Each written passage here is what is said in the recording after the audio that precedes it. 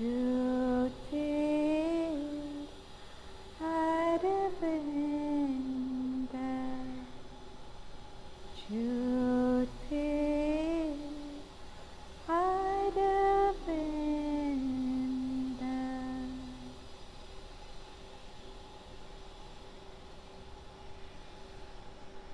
So yesterday I had few of my ex-students over. They've just finished school and they are going to go into college, and they are excited about the partying and all that. And I told them two words, a sentence which I thought is applicable to myself and all of us. Do whatever you need to do in the outer life, but if you forget to do inner work, your outer life is not going to work. See, when we are younger, we feel if we manage to look good, we are sorted, right? If I go to a party looking my best, I'll have a great evening. But does it happen like that? Some days you may look very beautiful, but the evening just doesn't turn out right. Our conditioning is that if I appear good, my life is good. But it's not like that. Life is constantly responding to our state of consciousness, to our being, not to our appearance. So if you are in the right state of being, you will attract good relationships, professional success, good health, everything else. But if you don't do inner work to establish that right state of being, no matter how much you work on your outside, on your physique, on your looks, on your achievements outside, somewhere there'll be a gap where your life won't work. So key to making your life work is about establishing the right state of inner consciousness. And what do I mean by the right state of inner consciousness? A consciousness which is at peace in the moment, a consciousness that doesn't get rattled easily, that doesn't get too excited with good things, in a way that it gets imbalanced, which doesn't get too dejected by not so good things. A consciousness which is just there at peace, comfortable in your skin, and a consciousness whose default state is faith in existence, right? So, in other words, how do we get access to this consciousness? It's already inside us. It's what we are in our deepest and highest. But the more we live on the surface, we are cut away from that. That's why I told those girls that whatever you do on your outer life, don't forget to do inner work. Because if you forget to do that, no matter how much you work on the outer, your life won't work. Now, where do Mother and Sri Aurobindo come into this whole equation? Mother and Sri Aurobindo, as most of us know, came down to bring a very special vibration into the earth consciousness, which is called the supramental force. More than 30 years, Sri Aurobindo stayed in his room day and night working to bring that force down, Mother also. And finally, we do know that on 28th February 1956, this force descended. And therefore, those of us who've been to Pondicherry, I take teenagers as you know, the very first day they tell me that we haven't done any yoga, but our mind is just quieter. Because without their doing anything, the force acts. So this is what the Mother calls the higher consciousness, and her whole work is to bring down this higher consciousness and make it available to us. But the title of our talk is Prepare the Ground, the Rain Will Come. The rain has already come. The supramental force is already here. But if we are not receptive to it, you know, there's that famous thing, Kabir's Doha, Pani mein meen pyasi, in water the fish is thirsty. because it can't drink, it doesn't have a kind of mechanism in itself to be able to absorb the salty water. If its anatomy was changed so that it could drink the salty water and it could be absorbed into its cells, it would not be thirsty, right?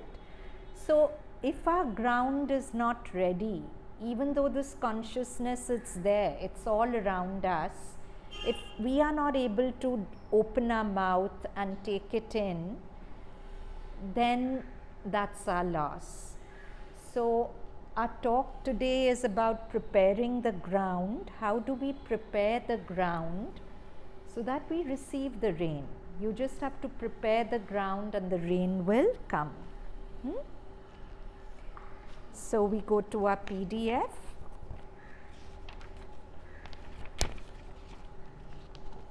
Mother's words.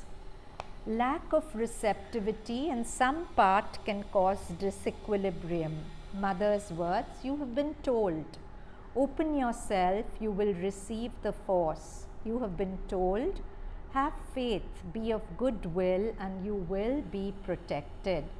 And indeed, you are bathed in the consciousness, bathed in the force, bathed in the protection, and to the extent you have faith and open yourself, you receive all that, and it helps you in keeping fit and in rejecting the little inner disturbances and re-establishing order when these come, in protecting yourself against small attacks or incidents which might have happened. But if somewhere in your being, either in your body or even in your vital, that's emotional or mind, either in several parts or even in a single one, there is an incapacity to receive the descending force. Many times we feel Mother's force acting on top of our head like a pressure. But if we have an incapacity to receive this force, this acts like a grain of sand in the machine. You know, a fine machine working quite well with everything going all right, and you put into it just a little sand, nothing much, only a grain of sand. Suddenly everything is damaged and the machine stops.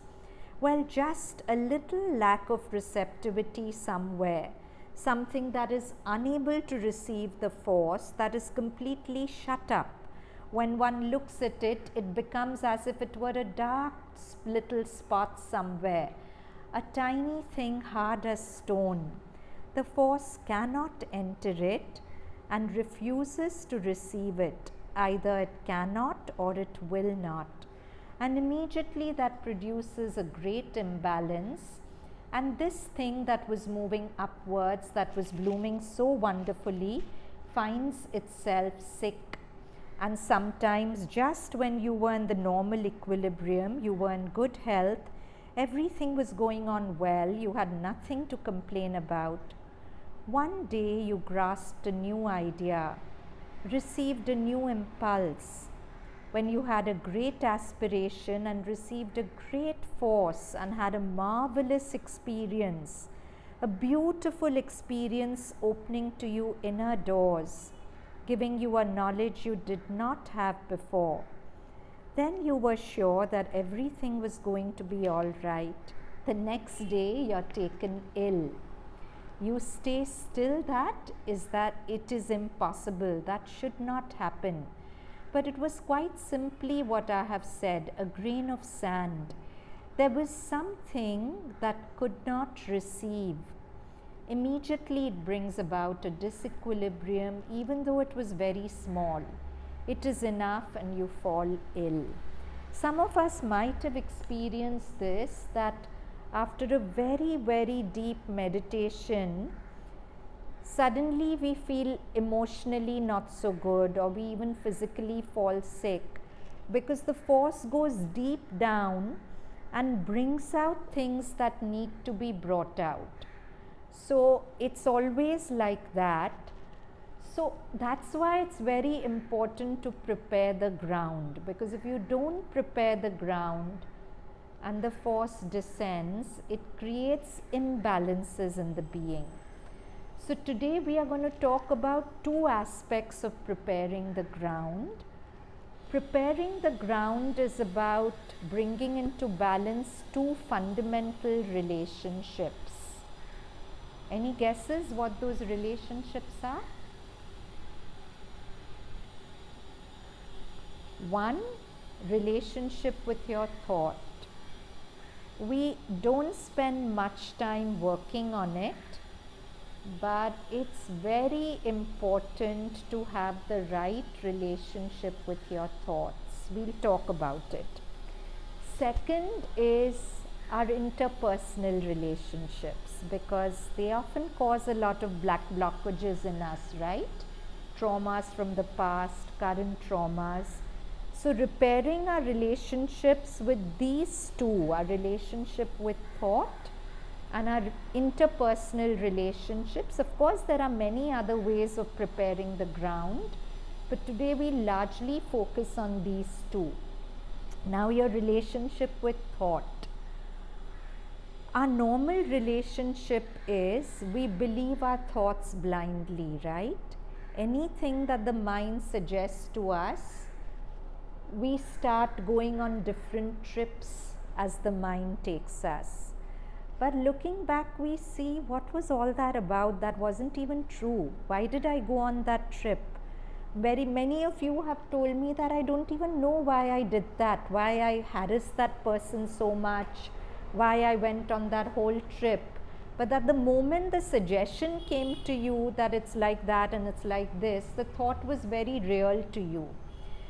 So firstly, constantly remind yourself that your thoughts are not statements of truth. Your thoughts do not either predict the truth about the future. Your thoughts suggest to you, oh my God, this will happen. It's not going to happen. Nor is it really a correct sort of replay of memories of the past. Your mind has sort of changed past events to create sort of the negative trauma must have happened, but how your mind recorded it was personal to you, and it will somewhere be divorced from the actual reality of how it happened.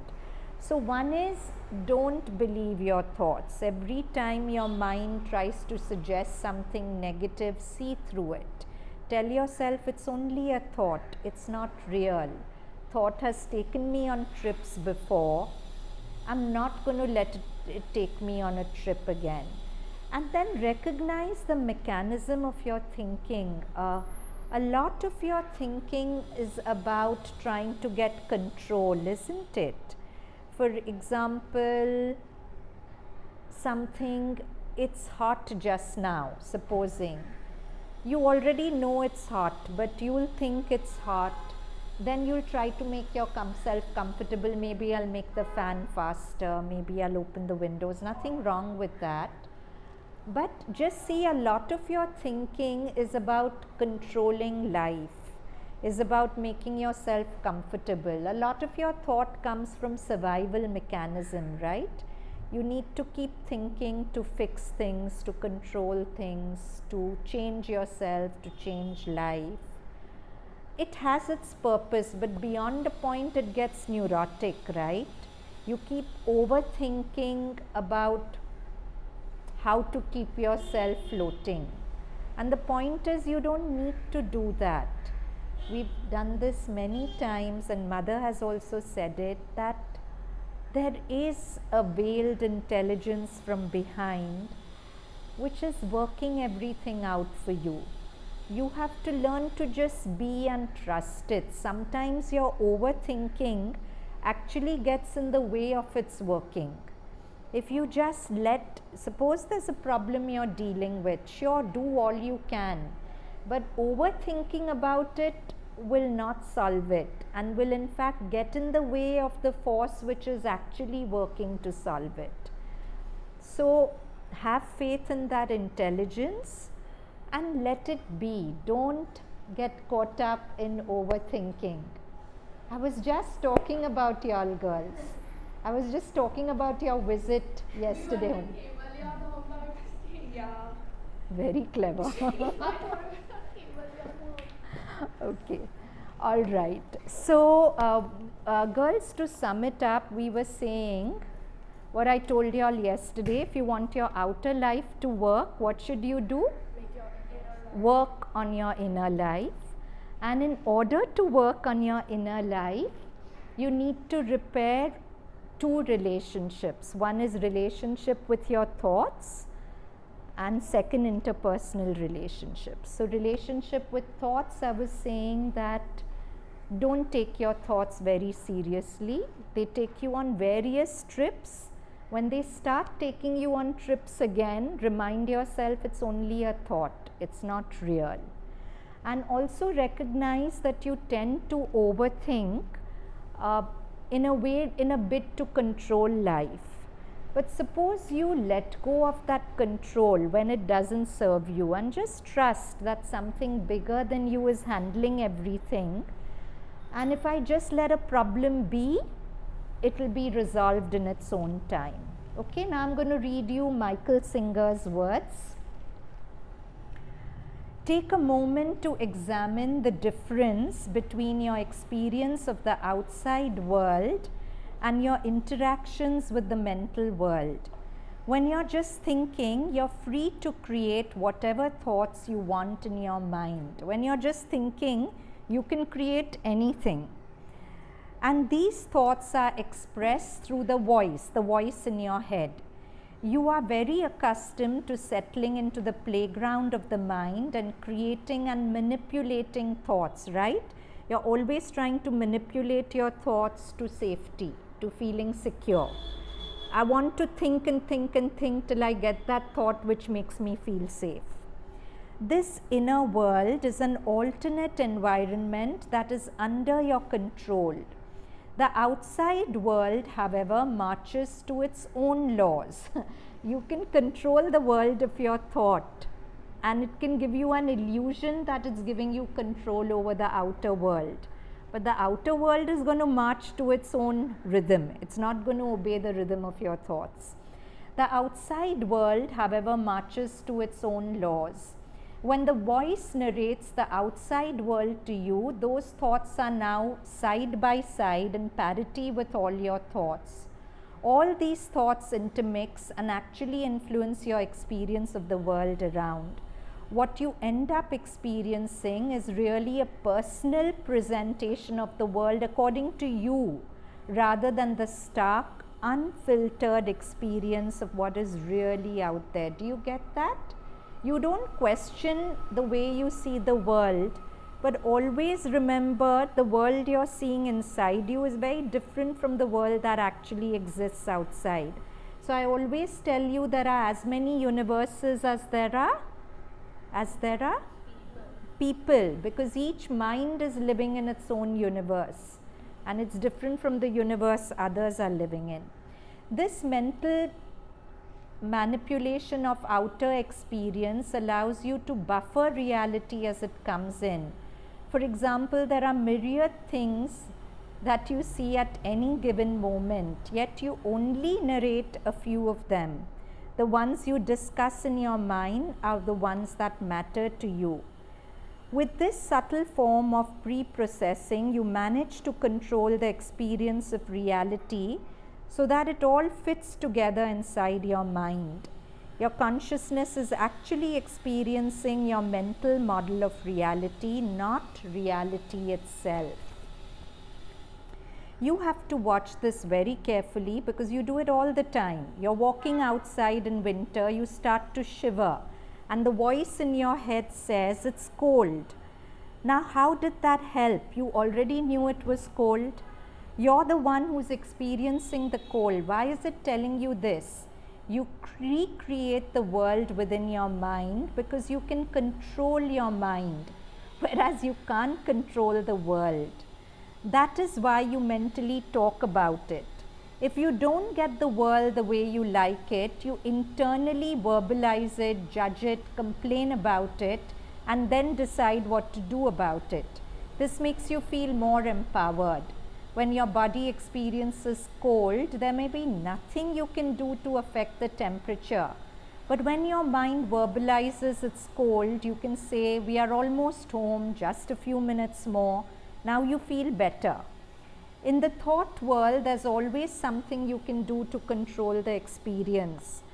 But you will say, I'll reach home in few minutes, but there could be a roadblock ahead.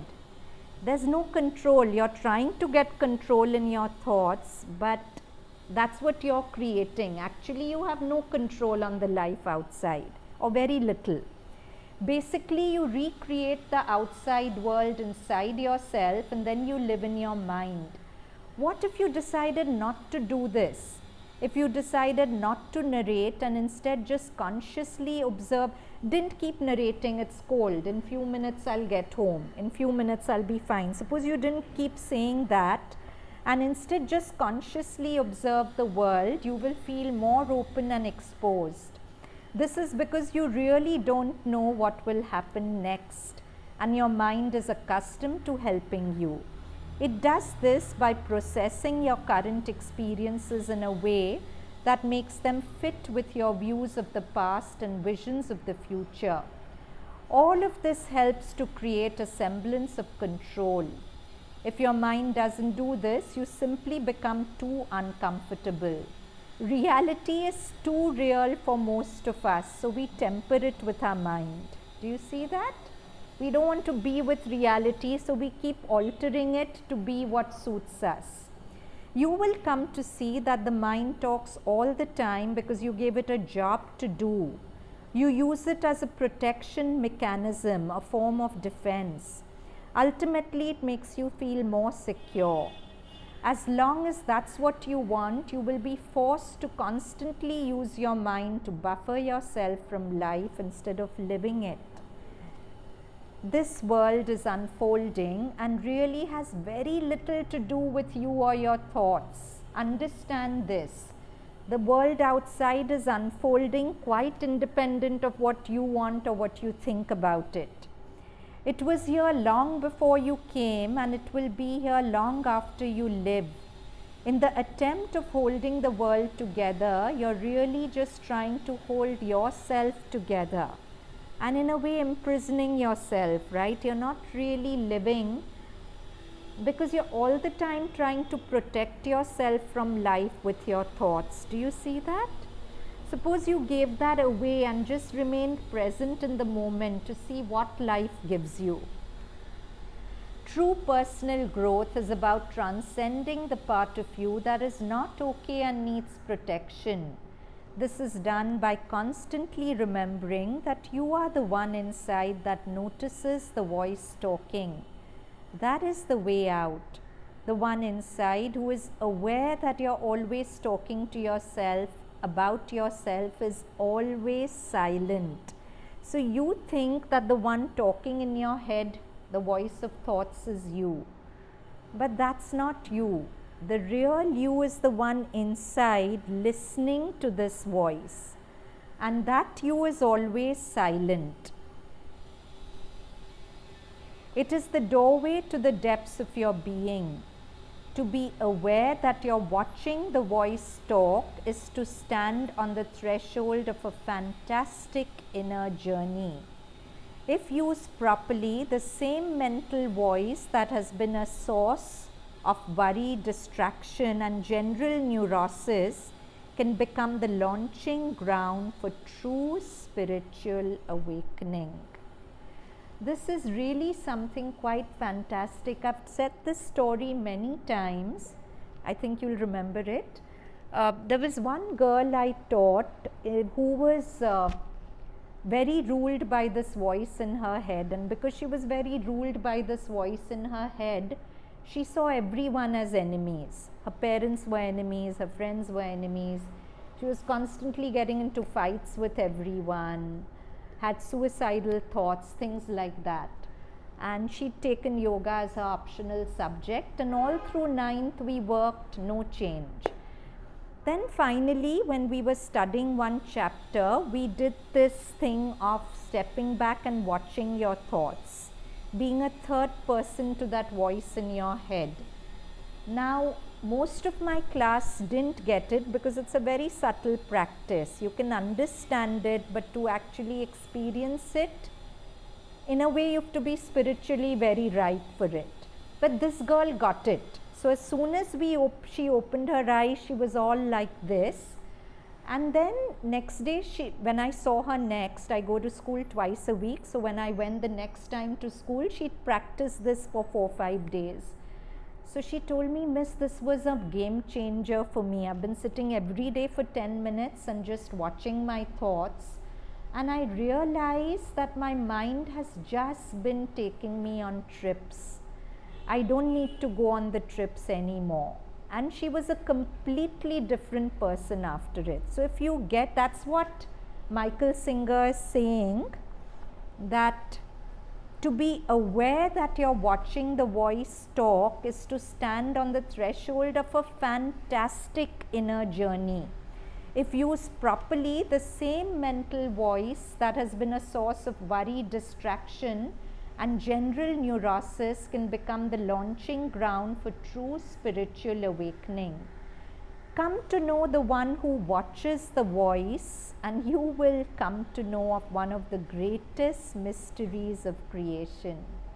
Come to know the one who watches the voice, and you will come to know one of the greatest mysteries of creation. To attain true inner freedom, you must be able to objectively watch your problems instead of being lost in them. If you are lost in the problem, there's no space to see a solution, right? All your energies are consumed by the problem. But if you are able to objectively watch your problem, a solution can come. Everyone knows you can't deal well with a situation if you're getting anxious, scared, or angry about it. The first problem you have to deal with is your own reaction. When we get anxious, our mind tricks us into believing that we'll be happy if the trigger for the anxiety is gone. That's not your battle. Your battle is the anxiety itself. First, fix the anxiety. Then the trigger will automatically get fixed. You will not be able to solve anything outside until you own how the situation affects you inside. Problems are generally not what they appear to be. When you get clear enough, you will realize that the real problem is that there's something inside of you that can have a problem with almost anything. To some degree, do you recognize this? There is something inside us which starts having problem with many things because it's a habit. The first step is to deal with that part of you. This involves a change from outer solution consciousness to inner solution consciousness. Whenever negativity arises, your first battle is to quell the negativity, then work on the outside. You have to break the habit of thinking that the solution to your problems is to rearrange things outside. The only permanent solution to your problems is to go inside and let go of the part of you that seems to have so many problems with reality. So Thursday I was doing an online yoga class where we worked with forgiveness. So one of the ladies who attended it, she sent me such a beautiful message the next day. She was at some social gathering where she felt ridiculed and she reacted. And then of course she sent a message to them apologizing for her reactivity because however warranted, she realizes that reaction is never a great thing and she left it at that. My class got over at about 7:35 in the evening. She showed me 7:40, the persons concerned who hadn't replied to her messages replied back saying, we totally get where you're coming from, you're awesome. And so she's saying I was zapped at the timing. During the class I really forgave, and then I opened my phone and I saw this message. So that's the whole thing. The key to making the outside work is to fix the inside. The moment you genuinely forgive on the inside, the outside resolves itself.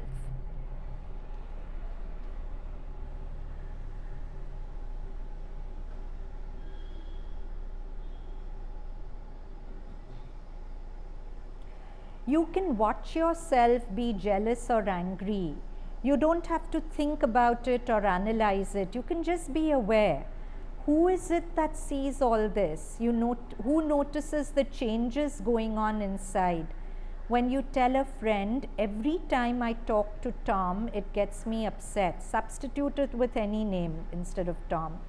How do you know it gets you upset? You know that it gets you upset because you're in there and you see that what's going on in there. There's a separation between you and the anger or the jealousy. You think you are the jealousy or the anger, but there's a part of you which is not touched by the anger or jealousy, which is just observing it. You are the one who's in there noticing these things.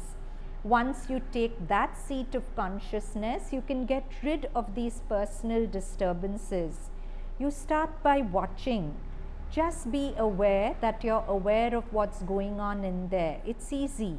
What you'll notice is that you're watching a human being's personality with all its strengths and weaknesses. It's as though there's somebody in there with you. You might actually say you have a roommate, and a very neurotic, dysfunctional roommate. If you really observe the voice in your head, it's so paranoid, it's so reactive, it's so neurotic. Beyond a point, you'll stop taking this roommate very seriously. You'll stop letting it hijack your happiness.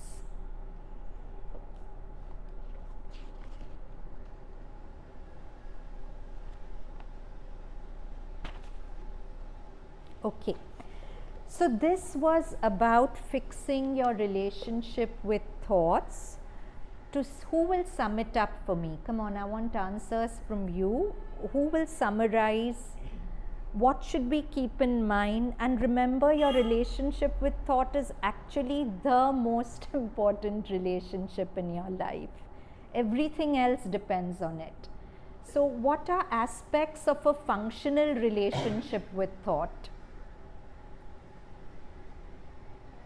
Yeah? So One second, you speak into this, please.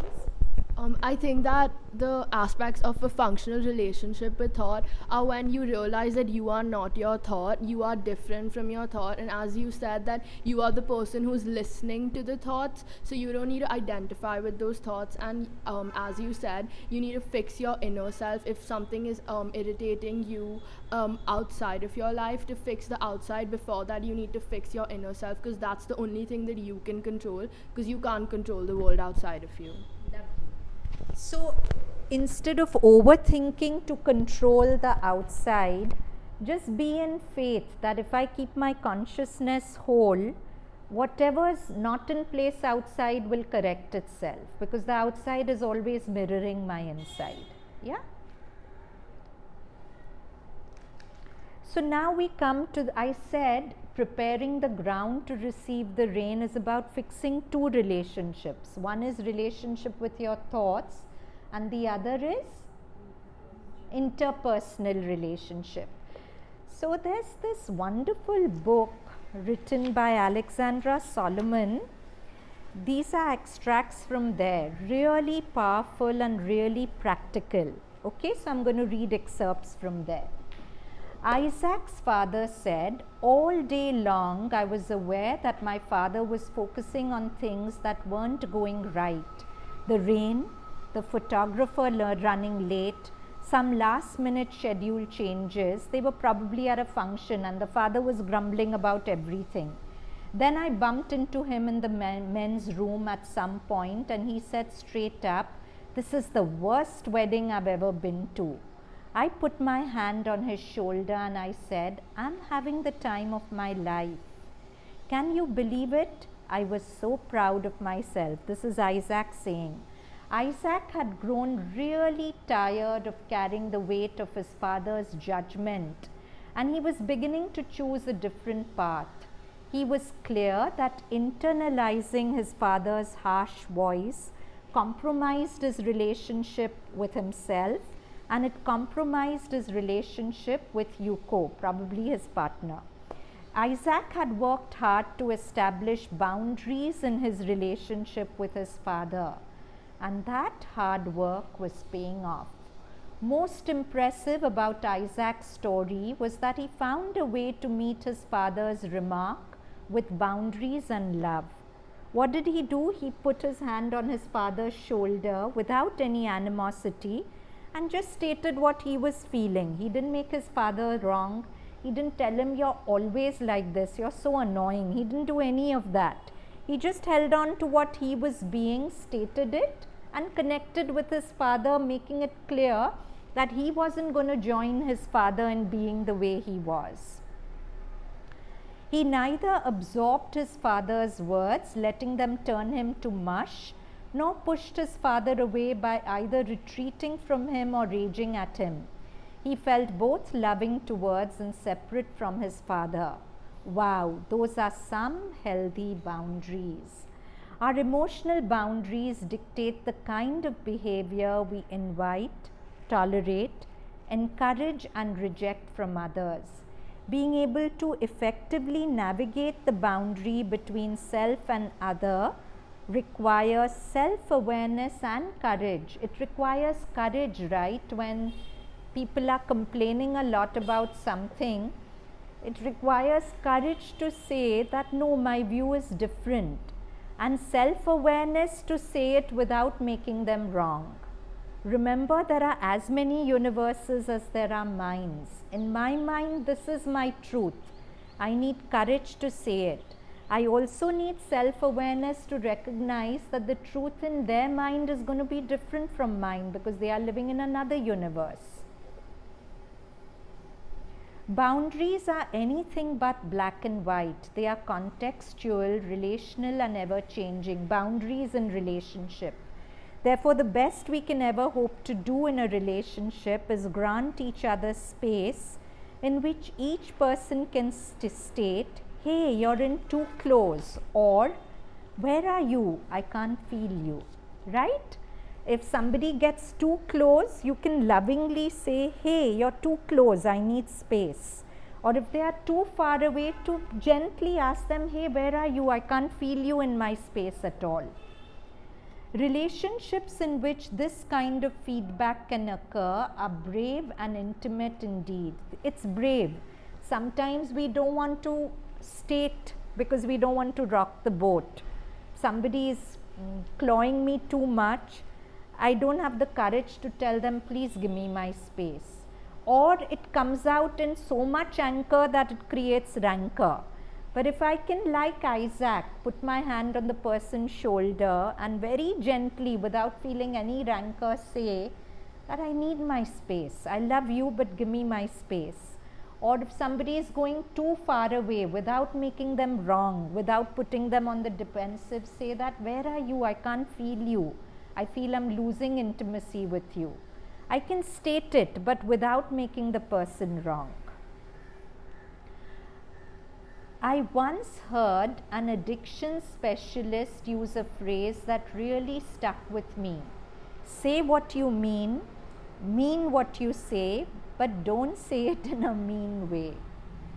It's so important. Say what you mean. Don't say falsehoods just to not rock the boat. Mean what you say. Don't say something you don't mean, but don't say it in a mean way. Did Isaac tell his father in a mean way? He didn't. That's why it worked. Now, Alexander Solomon has beautifully described the kinds of boundaries we have in our relationship. So, I want you to think of one dysfunctional relationship in your life and relate to what kind of boundary is there in that relationship. So, pay attention. Porous boundaries. Porous boundaries mean that we are connected but not protected. Perhaps we are too wide open to input of others, losing ourselves in efforts to please and placate. Or we are meddling in stuff that isn't our business. So this is when we are too enmeshed in each other. We are connected, but there's no protection. Like in Isaac and his father's case, if it was like that, Isaac would have never been able to tell his father that, right?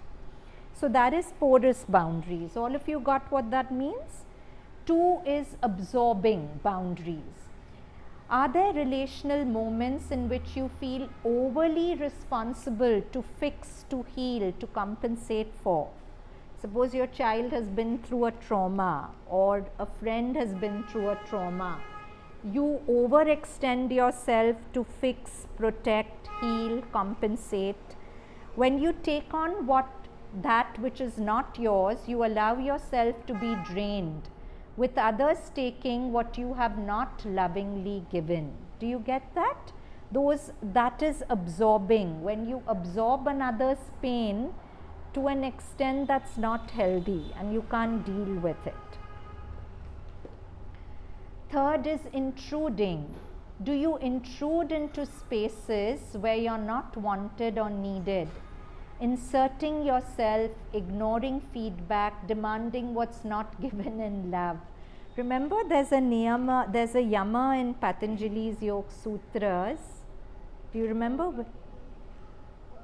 Asteya. When you stealing is taking from somebody what they don't willingly give you. So you can steal time, you can steal attention. Intruding is about that. When you keep pushing into someone when you know that beyond a point they don't want you there. For me, I know that I'm violating the boundaries of someone else when I catch myself saying or thinking, but I'm just trying to help. This resonates. How many of us do it? I'm just trying to help, but I'm violating the boundary. When invited, being of service to someone at a time of need can be powerfully compassionate and intimate, but sometimes we just slip into someone else's business, sometimes as an escape or a distraction from our own business. When we are not happy with ourselves, to get self-worth, we want to be a savior for others. If you really examine it, it's not so much for the others, we want to be worthwhile. One of my dear friends says, how full of me to be so full of you. How full of myself I am to be so full of you. Actually, it's my self-worth that I'm trying to get out of helping you. But you may not want my help. So just let the person be. So far we've covered 3 boundaries: porous, absorbing, intruding. What is porous boundaries? Two enmeshed in each other. What is absorbing? Taking on all the burdens of solving the person's life in a way that you can't handle it. And what is intruding? They may not want your help. They may not want your help, but you keep giving it. Fourth is rigid boundaries. Rigid boundaries means that we are protected but not connected. See, the first one, porous boundaries, is we are connected but not protected. And rigid boundaries means we are protected but not connected. Perhaps we are cut off from the inputs of others, refusing to be influenced or swayed.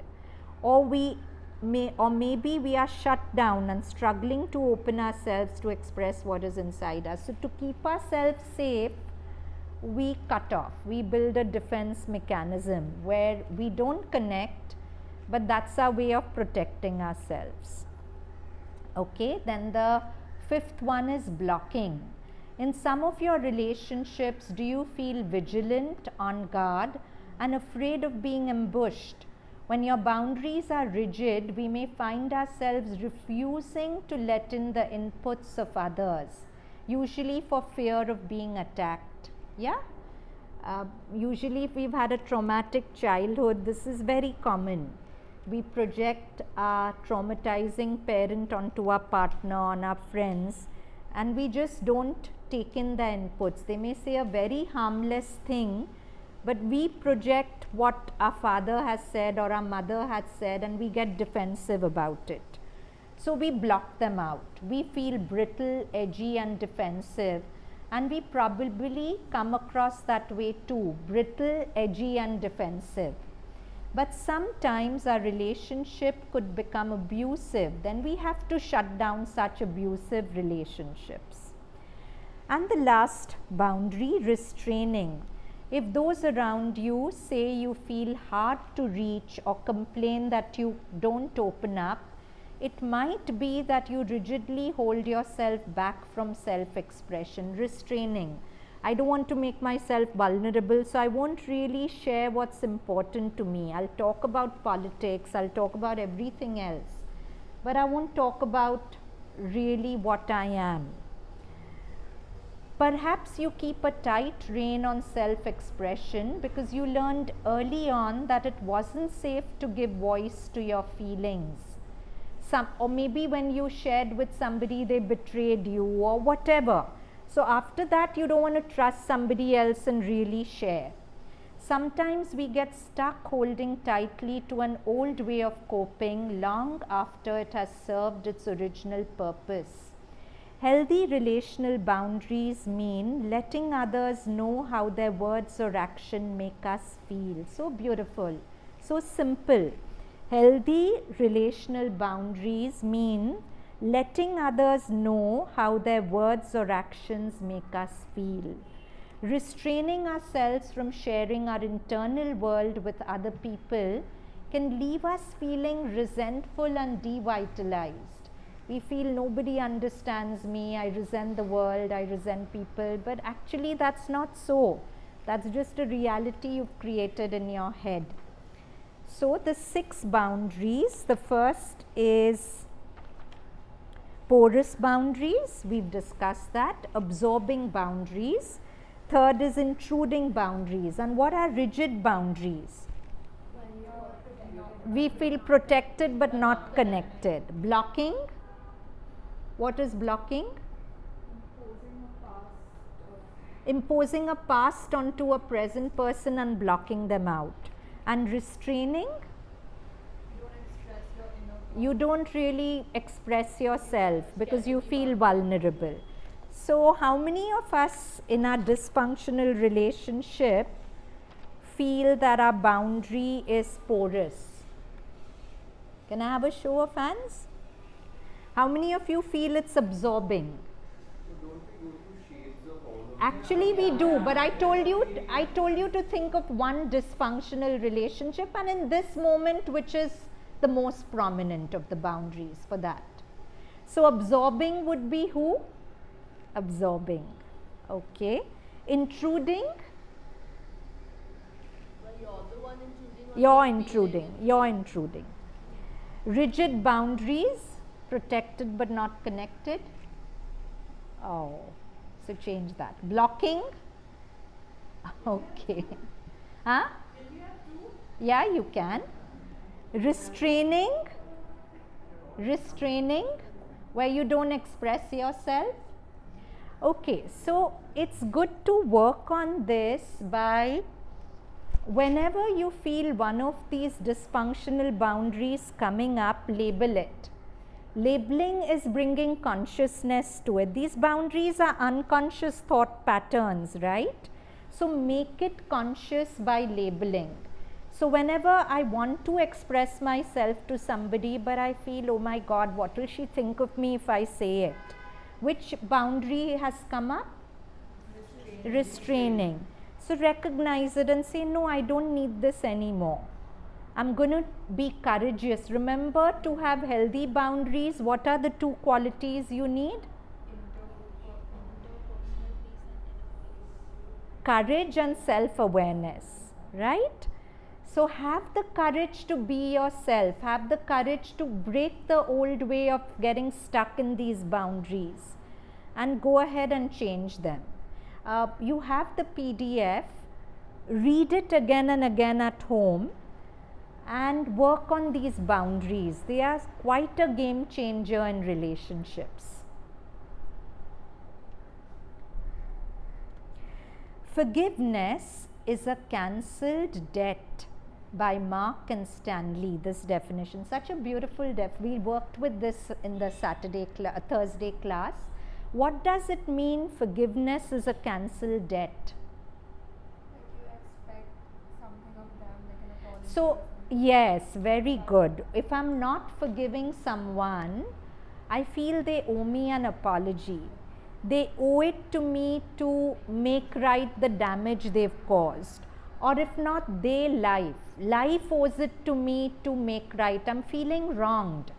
Somebody has to undo that wrong for me. It's a subconscious feeling. When you really forgive, you let go of that debt. You genuinely let go of that feeling that you owe it to me to apologize or make this right or remove the wound you've caused me. It's a beautiful definition of forgiveness, no? A cancelled debt. Your next podcast can be on that. Forgiveness is a cancelled debt. This definition acknowledges that you could keep the person who hurt you in debt to you. You are entitled to do that, but instead you're choosing to cancel the debt. I like how this definition reminds us that forgiveness is active. Forgiveness means that you have made a choice. Oprah Winfrey says that forgiveness means letting go of the wish that the past could be different. Isn't it? Till you keep wishing, I wish this hadn't happened, then there's no forgiveness. Letting go of the wish that the past could be different, that is forgiveness. When we have been hurt, or our instinct is to wish deeply and fully that the violation had not happened. But that wish creates suffering because indeed it did happen and it cannot unhappen. It's common sense. It happened, it can't unhappen. We are left only with the present moment and the future. In this way, forgiveness is truly the centerpiece of all healing. Whether it's physical ailments or anything else, it cannot really heal till you forgive. And what is forgiveness? Letting go of the wish that I wish it hadn't happened. I wish I hadn't gone through it. Forgiveness is a gift you give yourself. When you forgive someone who has hurt you, it says nothing about the offense itself. It's not about saying the person was right in doing what they did to you. They may have been terrible, but it's about healing yourself. Remember, I keep saying when I forgive, I set a prisoner free, only to discover the prisoner is me. So now, how do we actually do this? How do we cancel the debt? How do we let go of the debt that we feel somebody who has hurt us has done it? How do we let go of that? It requires a lot of inner work. Just listening to me tell you this is not going to make it happen. It might open a door, but you have to do inner work to go through that door. So how do you do it in practical terms? I'm asking you. Yeah? Yeah? Huh?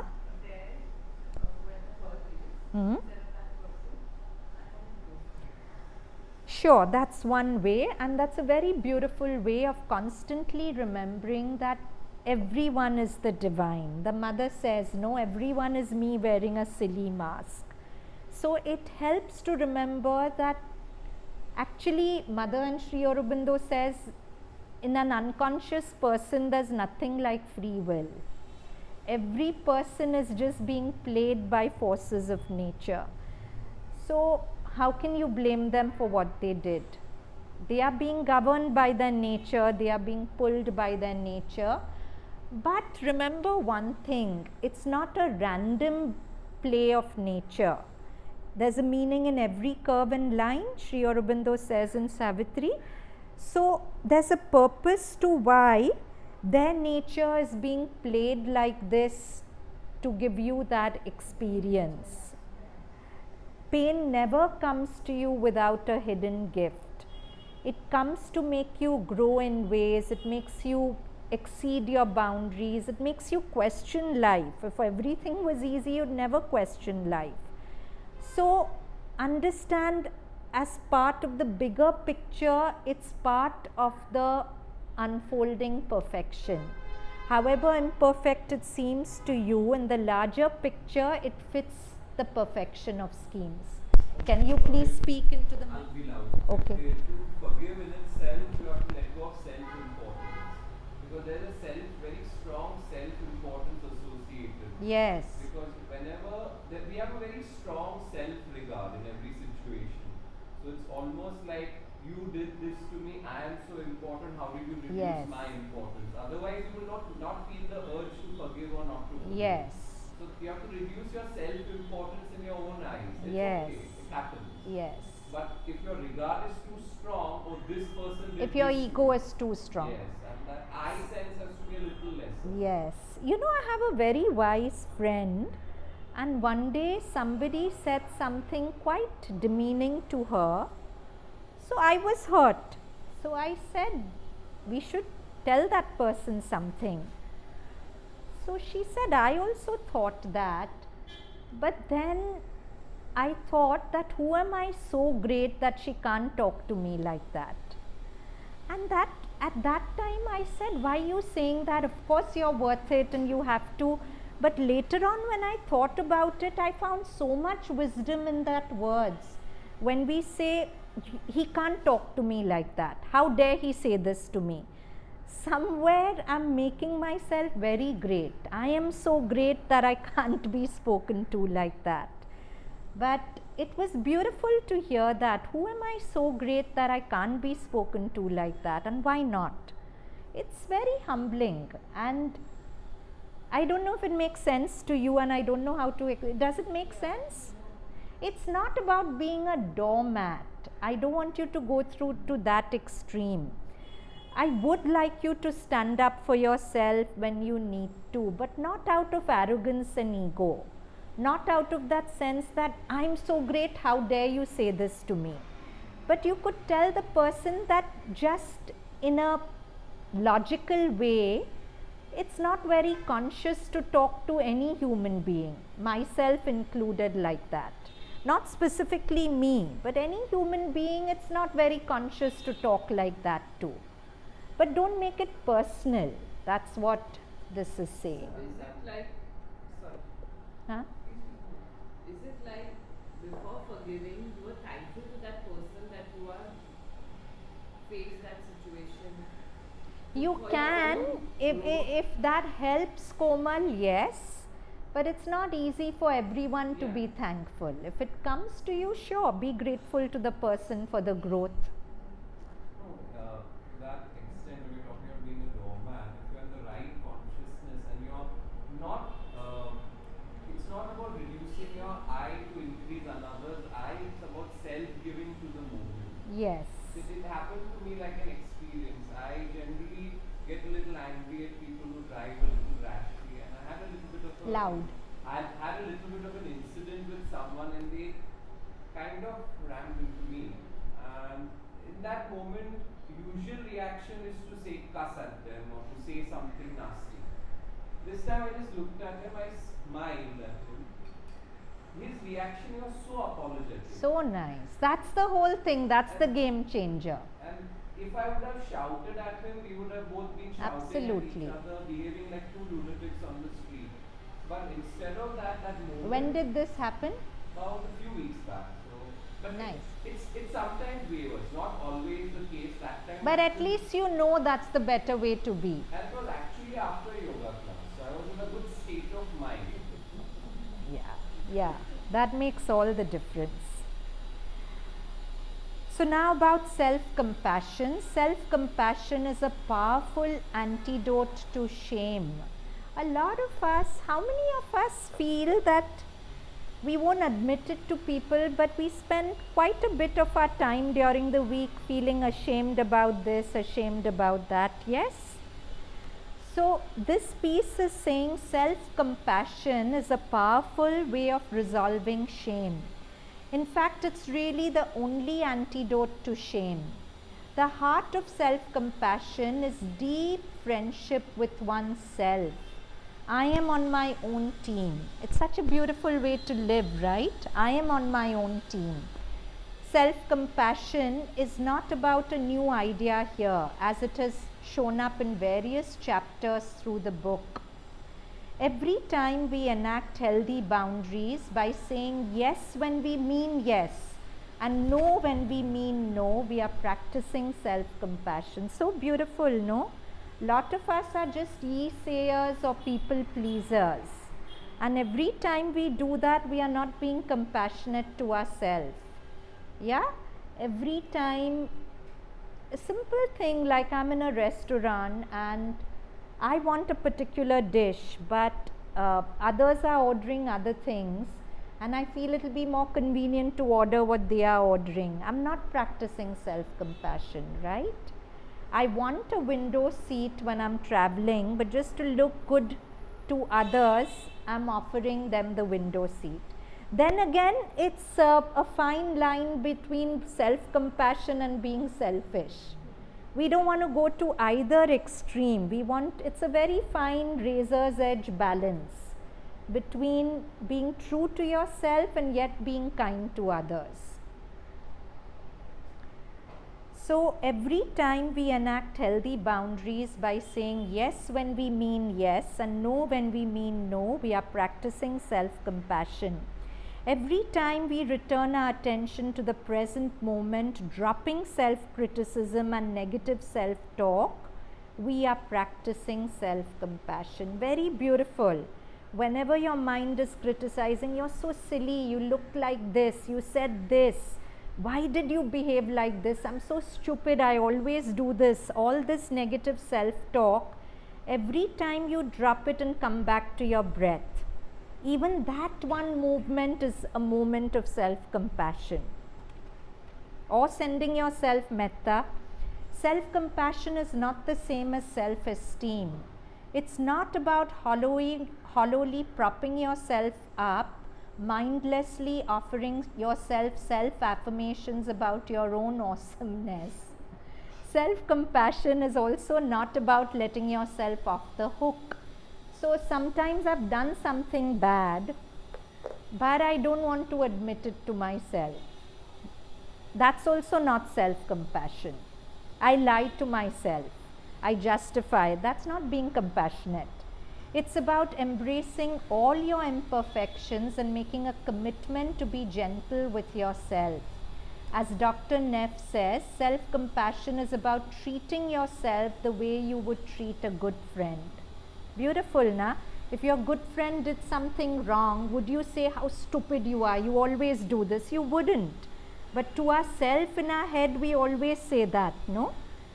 So treat yourself how you would treat a good friend. Life is hard and full of unforeseen challenges and disappointments, all of which are much easier to navigate when you are on your own team. Very often we are so against ourselves, we are not on our own team. An intimate relationship requires you to be vulnerable. We'll skip this part.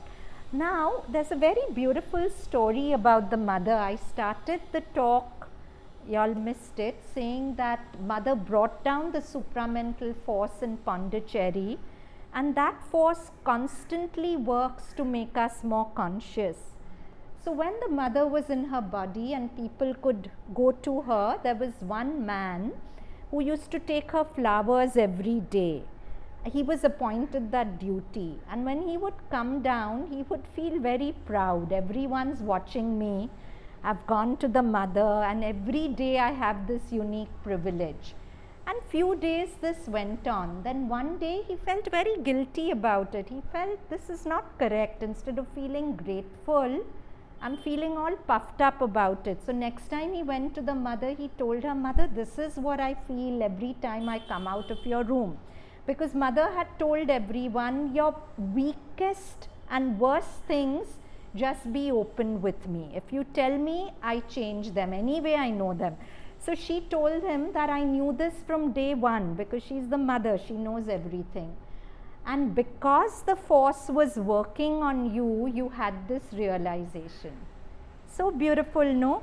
We can't have realizations about our weaknesses also till mother sort of makes us conscious of it. We feel force is only beautiful descents and whatever. But self-realizations is also the mother's force working. And any of us who've turned to her, somewhere her force is constantly working on us to make us more conscious.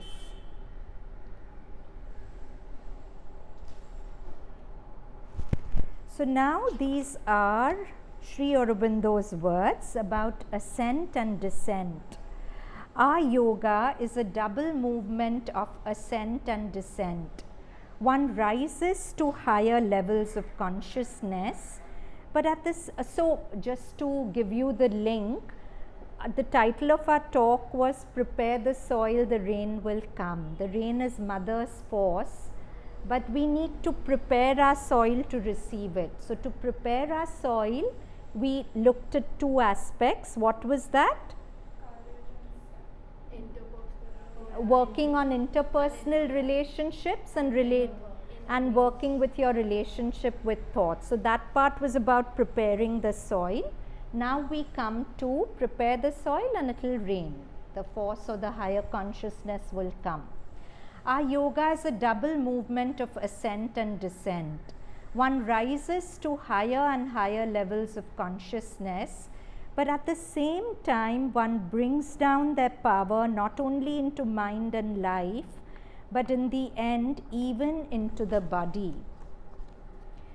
Sri Aurobindo's words, the lower consciousness ascends towards the higher to join it.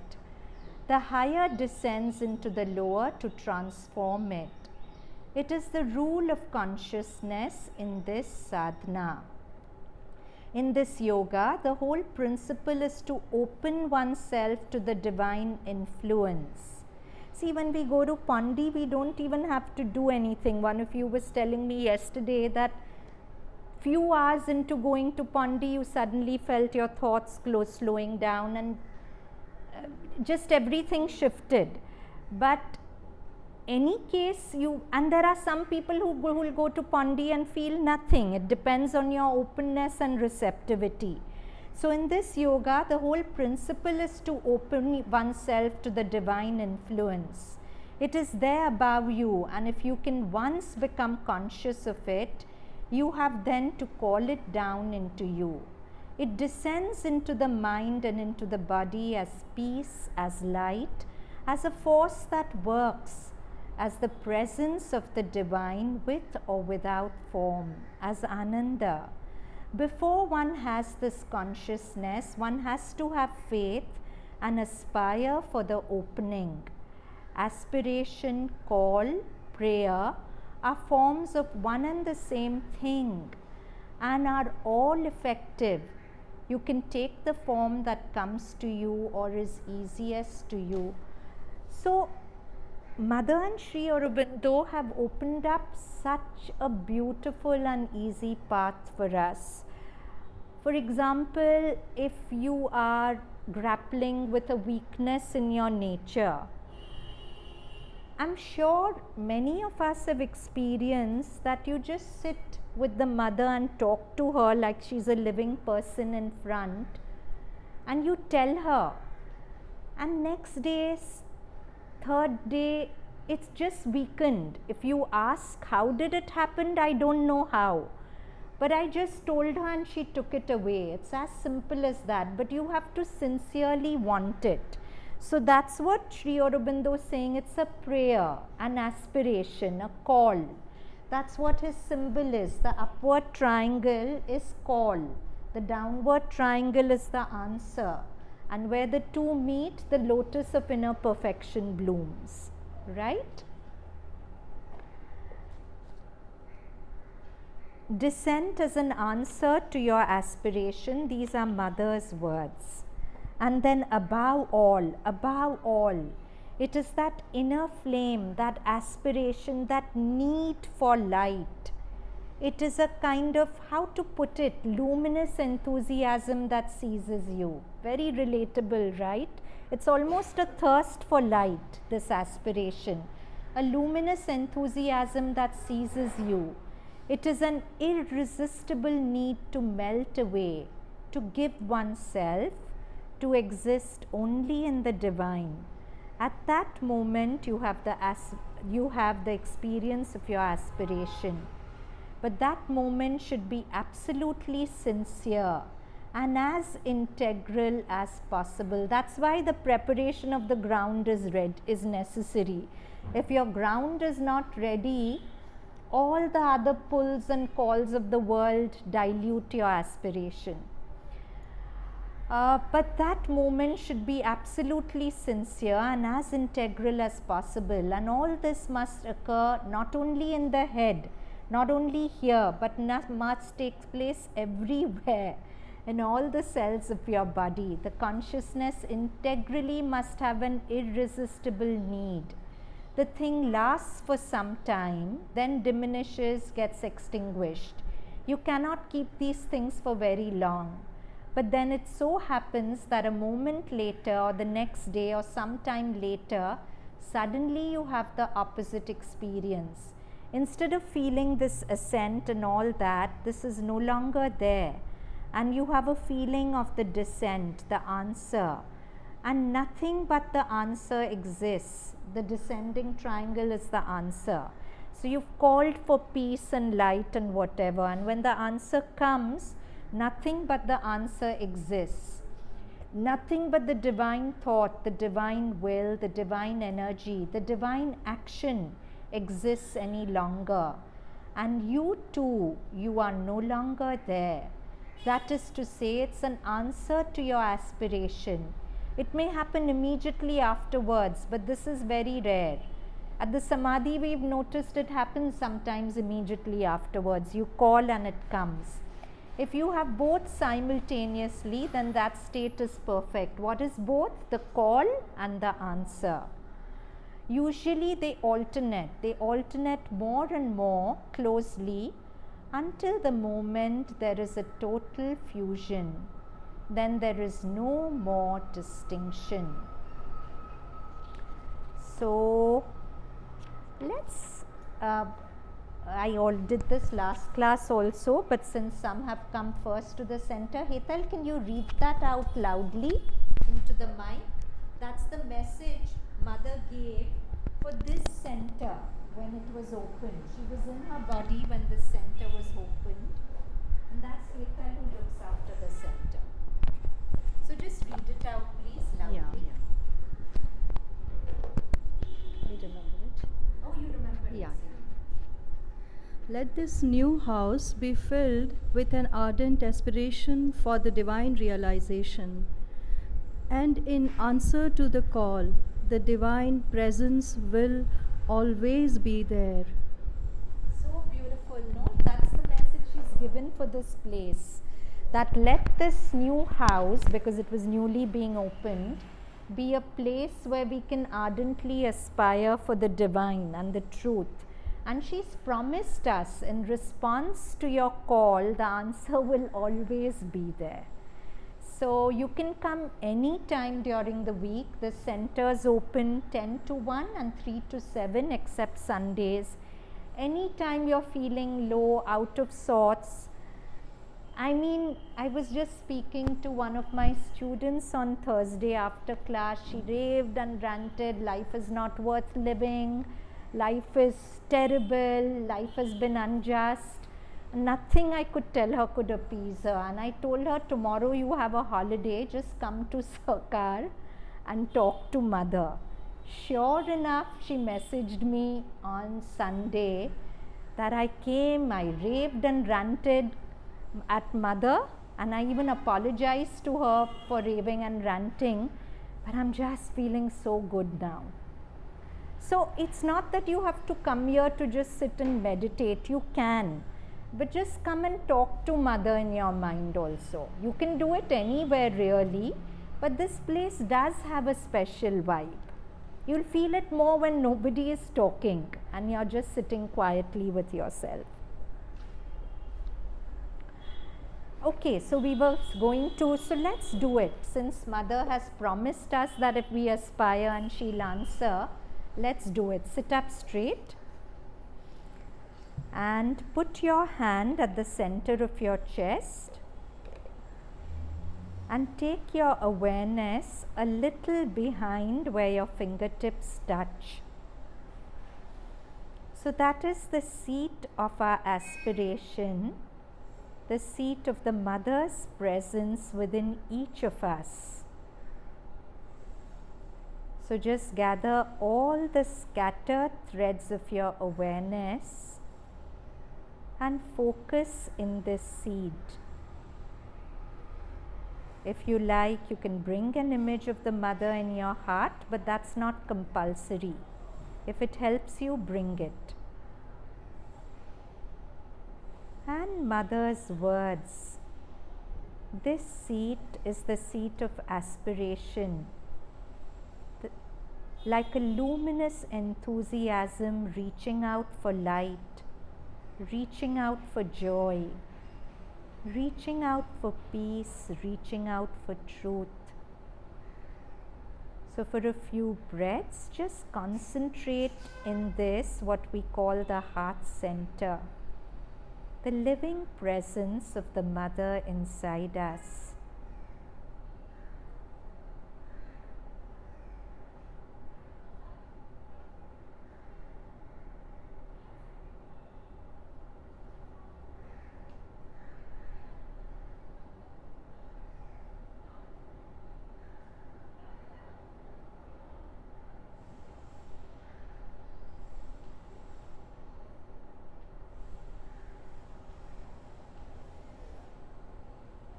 Now, let the aspiration rise to the top of your head and above it. In Sri Aurobindo's yoga, there are two centers of the Mother's presence, heart and overhead.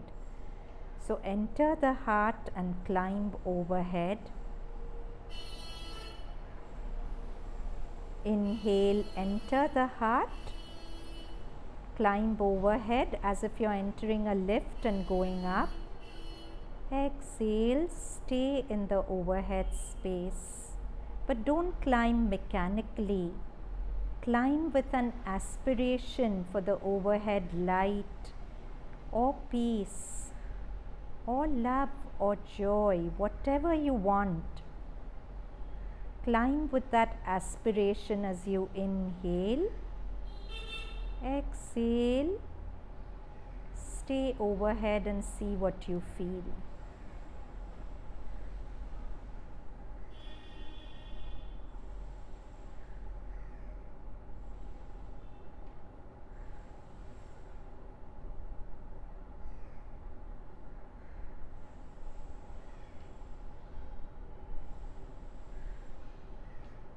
You might want to stay only in the heart, only above the head, or interconnecting both. Do whatever comes to you most easily. Just 2 minutes more.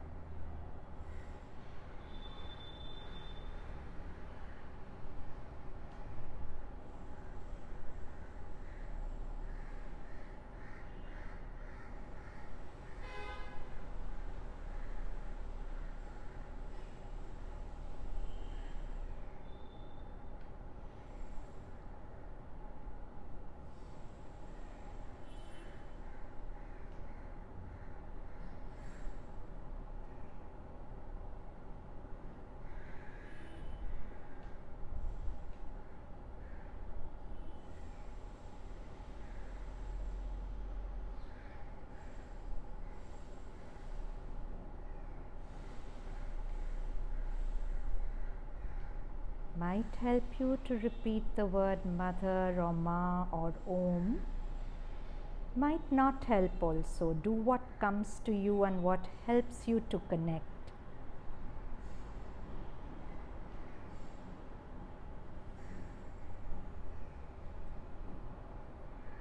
Sometimes you'll feel Mother's force pressing down over your head.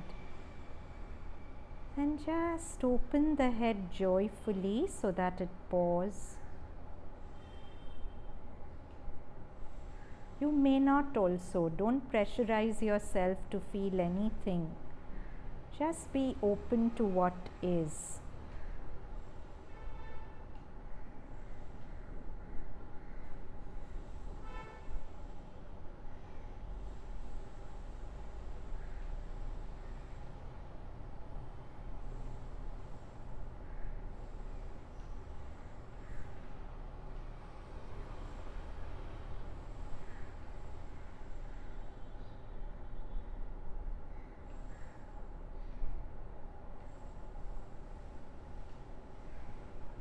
3 more breaths before you get ready to open your eyes.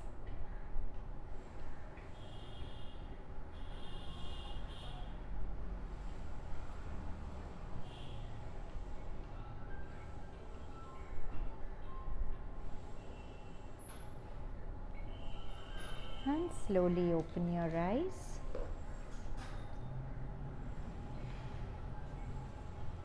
So this is a beautiful thing to do if you connect with it. Did some of you feel something here or here? Actually? Yeah? But you all didn't continue it on your own.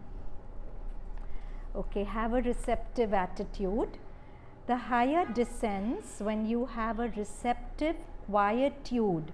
See, this is what preparing the soil means.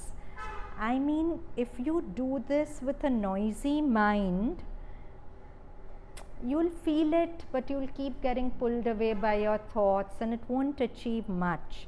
So if you do a practice like Zazen or an asana practice or anything that first quietens your mind and then you receive, it's a quiet mind is a very important, or at least a mind with less thoughts. It's a very important ground to hold this descent. The higher descends when you have a receptive quietude in the various planes of your being prepared to receive it. In either case, whether in aspiring upward to rise to the higher or remaining passive and open to receive the higher, an entire calmness in different parts of your being is the true condition. If you do not have the necessary force in quiet aspiration or will, and if you find that a certain amount of effort will help you in rising upwards, you may go on using it. So ideal condition is you do nothing. You just let yourself be pulled inwards. You don't even push. Mother says in your heart there's a presence waiting to pull you inwards. You just allow yourself to be pulled inwards effortlessly and just stay there and let that. So I had a 10th standard girl who told me something very beautiful. I asked her at the Samadhi, Pondicherry Samadhi, what do you do when you meditate? Because she loved to meditate there. So she says, I do nothing. So I said, what do you mean? Saying, Miss, at Pondi, I don't have to do anything. I just sit and the vibrations act. So that's actually ideal. You just sit quietly, open, receive and let Mother do everything. But Mother's saying if that doesn't happen, then make an effort to gather your aspiration and climb and then bring down the force.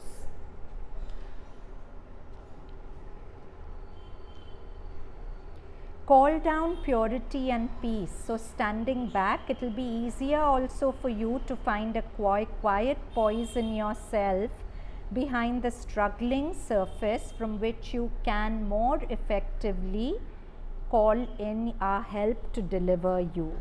We come to the end of the PDF. When someone lives in a higher consciousness over a period of time, I do know people who constantly connect to this higher consciousness, even if they are talking to you. Whatever they are doing, somewhere the channels are open to receive the higher consciousness. So when someone lives in a higher consciousness, the vibrations of this higher consciousness are manifested in whatever this person does, says or thinks. These higher vibrations are manifested by the very fact of the presence of this person on earth. He doesn't have to do anything. Just because he's connected to that, he's opening earth consciousness to the higher consciousness. Yeah? So prepare the ground and the rain will come. With that, we end with 3 ohms.